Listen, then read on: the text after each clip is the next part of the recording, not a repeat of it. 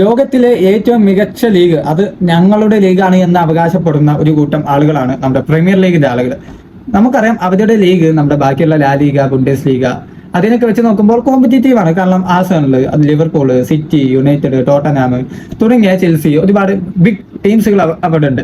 പക്ഷെ ഇവന്മാരിത് ചാമ്പ്യൻസ് ലീഗിലേക്ക് വരുമ്പോൾ അത്തരത്തിലുള്ള പെർഫോമൻസ് അല്ല നിലവിൽ നടത്തിക്കൊണ്ടിരിക്കുന്നത്. കാരണം ഒരു ചാമ്പ്യൻസ് ലീഗിന്റെ ഗ്രൂപ്പ് സ്റ്റേജ് കഴിഞ്ഞപ്പോൾ പ്രീമിയർ ലീഗിൽ നിന്നുള്ള 6 ടീമുകൾ അവിടെ ഉണ്ടായിരുന്നു. പക്ഷെ നിലവിൽ റൗണ്ട് ഓഫ് 16 6 ടീമുകളിൽ രണ്ട് ടീമുകൾ മാത്രമാണ് ഒരു ക്വാർട്ടർ ഫൈനലിലേക്ക് ക്വാളിഫൈ ചെയ്തിട്ടുള്ളത്. അതൊന്നും ആഴ്സണലും മറ്റൊന്ന് ലിവർപൂളുമാണ്. അത് നമ്മൾ അതിന്റെ ലിസ്റ്റ് കാര്യങ്ങളിലേക്കൊക്കെ നോക്കിക്കഴിഞ്ഞാൽ ന്യൂകാസിൽ FC ബാഴ്സലോണയോട് നാണം കെട്ട് ഒരു ക്യാമ്പിനോട് 7-2 തോൽവി ഏറ്റുവാങ്ങിയത് നമ്മളെല്ലാവരും കണ്ടതാണ്.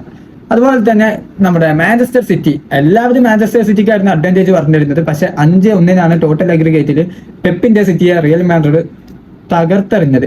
പിന്നെ ചെൽസിയുടെ കാര്യമെടുത്ത ടോട്ടൽ അഗ്രിഗേറ്റ് 8-3 ചെൽസി പൊട്ടിയത്. ഇരുവാദത്തിലും ചെൽസി പൊട്ടി, അതുപോലെ തന്നെ ഇരുവാദത്തിലും മാഞ്ചസ്റ്റർ സിറ്റി പൊട്ടി.